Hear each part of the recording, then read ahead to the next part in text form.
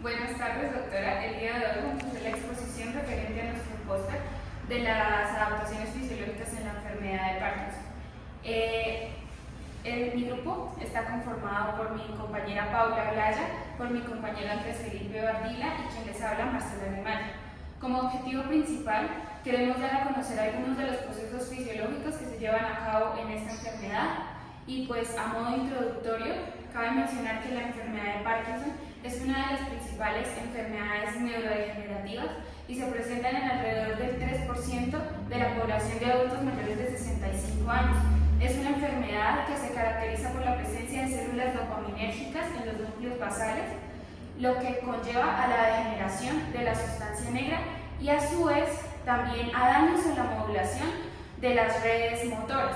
La enfermedad pues tiene varias manifestaciones clínicas o sintomatología, pero pues se van a ir presentando a medida que la enfermedad evoluciona. Pero a modo general, algunos de los síntomas principales de esta enfermedad son el deterioro cognitivo, la pérdida del equilibrio, algunos movimientos involuntarios, así como también la demencia. Mi compañera les va a explicar pues un poco más a fondo esta patología. Ok, entonces antes de hablar acerca de cómo afecta fisiológicamente a los órganos de la enfermedad de Parkinson, vamos a hablar acerca de los factores que inciden principalmente. Entonces vamos a tener en cuenta que los pesticidas, la residencia en el campo y la agricultura van a estar asociados fuertemente a lo que es la enfermedad de Parkinson. También vamos a tener que una alta ingesta de hierro, las anemias crónicas, el trauma craneoencefálico grave y lo que es el trabajo de alta complejidad cognitiva van a estar asociados fuertemente a este mismo. Entonces, el origen de la degeneración de las neuronas dopaminérgicas puede ser por la disfunción mitocondrial, por la agregación alfa-sinucleína, por trastornos de la autofagia y por una desregulación de la homeostasis intracelular del calcio. Acerca de la disfunción mitocondrial, esta va a estar involucrada por una disminución de la actividad del complejo 1 de la cadena de transporte de electrones. También este mecanismo va a estar relacionado como lo es el de MPTP, que es una toxina ambiental que suele ser tóxica y va a generar o va a causar lo que es el parkinsonismo, causa la muerte de las neuronas dopaminérgicas de la sustancia negra pars compacta. También vamos a tener que las mutaciones de los genes asociados con la enfermedad de Parkinson, como lo es la parquina y PINK1, pueden generar alteraciones por un efecto al estrés oxidativo o el deterioro de la homeostasis mitocondrial. Vamos a tener que la alfa-sinucleína va a estar involucrada en el tráfico, en la exocitosis de las vesículas sinápticas y en la liberación de neurotransmisores. También vamos a tener que la mutación del gen SNCA, que codifica la proteína alfa-sinucleína, puede generar un mal plegamiento o la agregación de la proteína alfa-sinucleína, que puede generar la formación de una sustancia en forma de fibrillas que suelen ser similares a las amielínicas, que en conjunto se denominan cuerpos de Lewy, que cuando estos suelen ser acumulados suelen ser neurotóxicos. Posterior a eso vamos a explicar las tablas que están en el póster. Estas dos tablas representan dos vías muy importantes en la enfermedad de Parkinson, que son la vía indirecta y la vía directa. Vía indirecta y vía directa. ¿Por qué? Porque la vía indirecta es una vía de inhibición. Una vía de inhibición quiere decir que yo, por voluntad propia, evito algún movimiento, y la vía directa es que yo genero un movimiento. Más o menos esa es la diferencia. Y posterior a eso vamos a ver cómo son las rutas en específico. Comenzamos claramente desde donde se genera la señal por las células dopaminérgicas, que son las principales encargadas del movimiento. La sustancia negra en la parte compacta es primordial para esto, que es donde se ubica la mayoría de las neuronas dopaminérgicas. Ocurre una liberación de dopamina en condiciones normales. Aquí tenemos condiciones normales y con enfermedad de Parkinson, y así sucesivamente en esta misma tabla. Entonces genera liberación de dopamina, pero esta dopamina no significa significa que vaya a sobreexcitar los núcleos basales, perdón, los ganglios basales. No significa eso, significa que lo que va a hacer es inhibir precisamente el núcleo caudado y el putamen. ¿Por qué necesitamos inhibirlo? Porque precisamente estamos en una etapa de inhibición, en una etapa en donde no vamos a generar ningún tipo de movimiento, en donde queremos estarnos quietos, diciéndolo de alguna manera. Por lo que esta liberación de dopamina por la sustancia negra en su parte compacta libera dopamina y lo que hace es inactivar el núcleo caudado del putamen. El núcleo caudado se encarga principalmente de la parte cognitiva y el putamen se encarga de los patrones repetitivos. Por lo tanto, esos patrones no se van a ver implicados o van a ser necesarios, puesto que no necesitamos movimiento.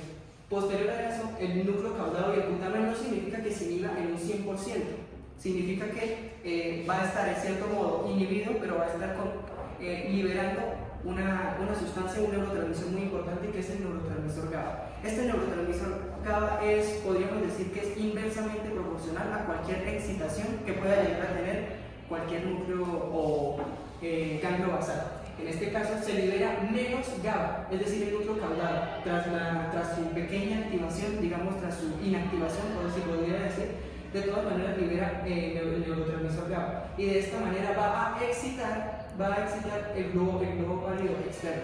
El globo pálido externo es sumamente importante en el ámbito de los movimientos y controlarlos, y también podríamos decir que en menor manera es un lugar en donde pasa la señal para poder en cierto modo codificarse y poder llegar al núcleo subtalámico, es decir, su función es inhibir o activar el núcleo subtalámico. De igual manera, el globo pálido externo, después de realizar su función, libera de igual manera el neurotransmisor GABA. Y como es inversamente proporcional a la sobreexcitación, como lo dije previamente, estamos hablando de que si se libera más GABA, vamos a inactivar el siguiente órgano, la siguiente estructura, lo vamos a inhibir. Por lo tanto, se inhibe el núcleo subtalámico. El núcleo subtalámico es importantísimo en el ámbito de los movimientos de las extremidades y sobre todo el movimiento del tronco. Por lo tanto, es importante para eso, pero también sirve como un centro de control, en el sentido de que dependiendo de cómo se inactive el siguiente va a estar exactamente de la misma manera. Por lo que el núcleo subtalámico, como al ser en cierto modo un centro de control, esto le llega una señal de neurotransmisor GABA, y inactiva el núcleo subtalámico. Al inhibir el núcleo subtalámico se va a liberar un neurotransmisor que es el glutamato, altamente excitante, pero se libera glutamato en menor medida. Entonces, como es altamente excitante y estamos en menor medida, por lo tanto va en cierto modo a inhibir, no lo va a excitar de una enorme manera. ¿A quién? Al globo pálido interno. Este globo pálido interno, aparte de pasar o de tener que enviarle señal al tálamo, que es importantísimo para combinarlo con diferentes tipos de sentidos, ya sea el olfato, ya sea la vista o ya sea cualquiera de los sentidos, de los 5 sentidos. El caso es que llega hasta el tálamo y se libera de igual manera GABA, pero como los GABA son contrarios, entonces lo que va a hacer es activar el tálamo. ¿Por qué necesitamos activar el tálamo? Porque necesitamos hacer presencia de algo muy importante, que es el sistema límbico. El sistema límbico está combinado claramente con el tálamo, y como está combinado, necesitamos activar el tálamo para saber si nosotros vamos a inhibir o no queremos inhibir ese movimiento.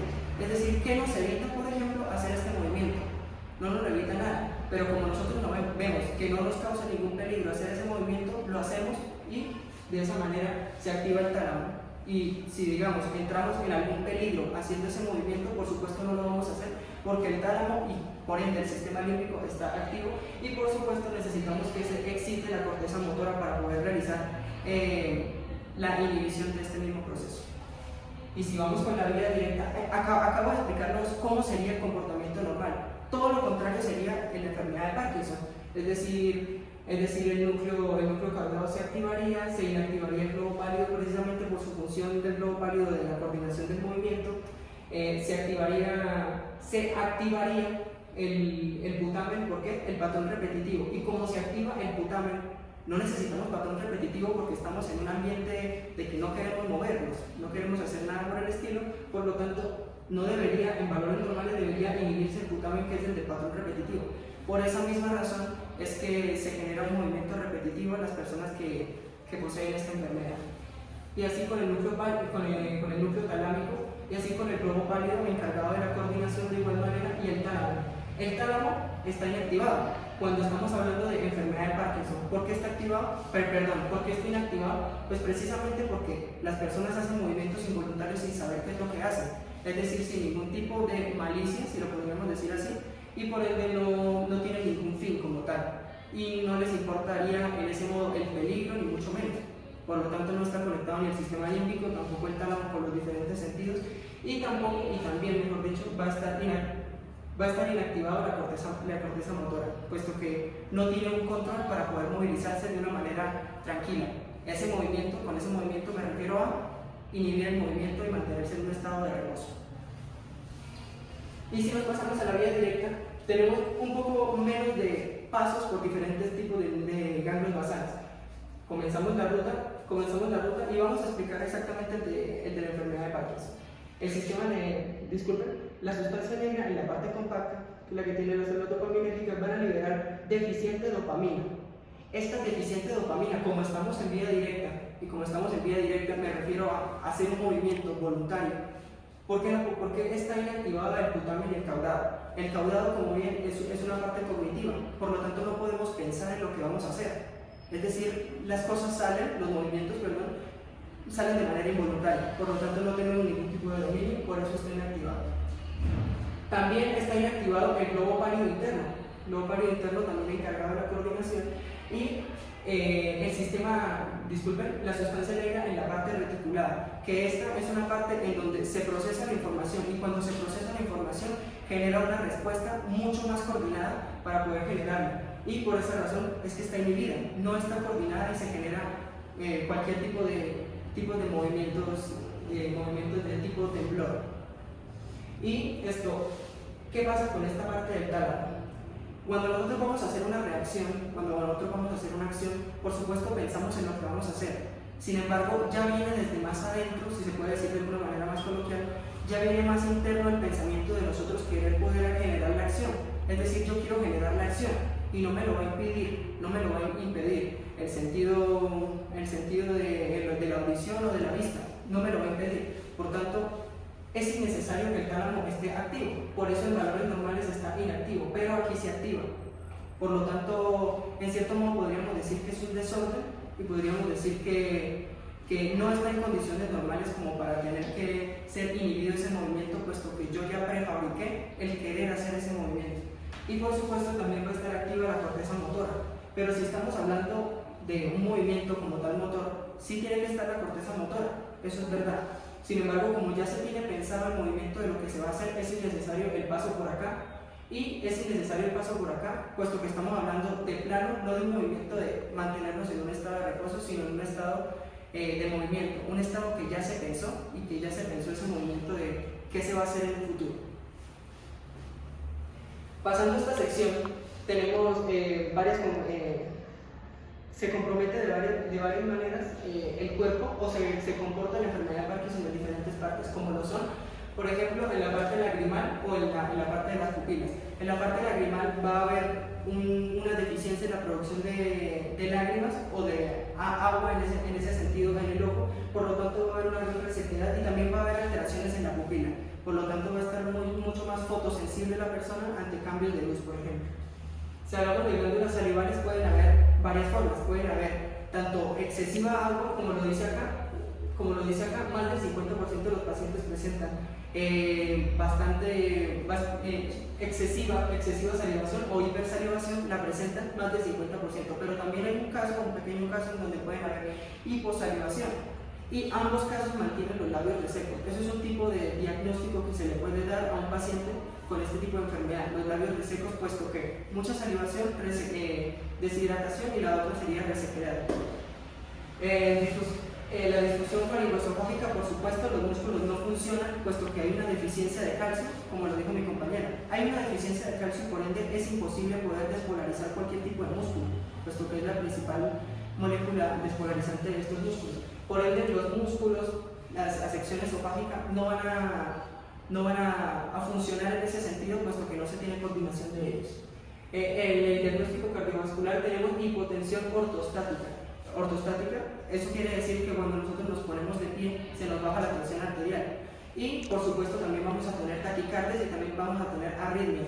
Esto es bastante, causa bastante interés en el sentido de que, por supuesto, al ser un órgano liso no debería comprender mucho lo que es un órgano involuntario, pero lo que no hemos explicado es quizás de que no compromete tanto el músculo liso esta enfermedad de Parkinson, sino compromete un poco más lo que es el músculo estriado. El músculo estriado, un ejemplo es el músculo del corazón o el ejemplo del músculo esquelético. No necesariamente tiene que ser involuntario, por lo tanto genera arritmias y genera taquicardias en un sentido cardiovascular.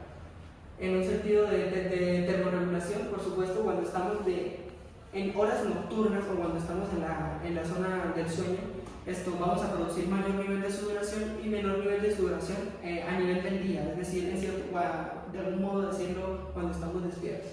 Y aquí vamos con una parte interesante que es el tema del músculo estriado. Y para recalcar un poquito más en esto, la disfunción gástrica tiene una tendencia a darse a los pacientes con enfermedad de Parkinson del 70 al 100%. ¿Esto qué quiere decir? Esto quiere decir que ¿por qué es tan alta si estamos hablando del músculo liso del estómago? Lo que pasa es que en